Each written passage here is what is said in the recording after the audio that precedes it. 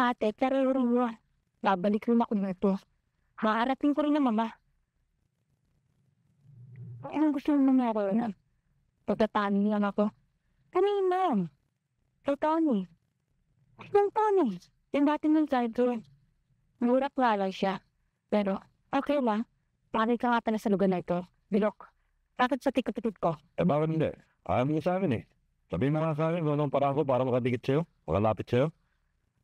Tinabi ko ba sa'yo ayoko na sa'yo? Tinabi ko sa'yo, nakatali ako. Wala na kayo na. Alam na lahat yan. Saan mo, hanapin mo ko. Naghihintay ako. Asan? Wala. Mukha pa siya. Kung mahal mo ako, parang patayin na rin siya. Kaya ako gano'n. Mahal mo ako, maghihintay ka. Kasi yan, nasan? Ewan ko. Mas tagaling siya rito kanina. Gulong isip. Kaya nga ang pasal eh. Pero hindi mo ginawa. Dapat naman. Ayaw kita maging bayaw. Ito, ayaw rin yung manginipag. Kamusta yan? Huwag ka na sa pinsan mo. Tagay naman kayo eh. Lalaki ko. May problema siya. Wala naman linaw sa'yo. Eh, ano gusto mong gawin ko? Nandahil sa prinsipyo nga. Kahit wala na kayo ni Alberto eh. Hindi na rin ako umuwi. Tama ba yun? Tsaka, wala na kami. Wala ka na rin sa akin.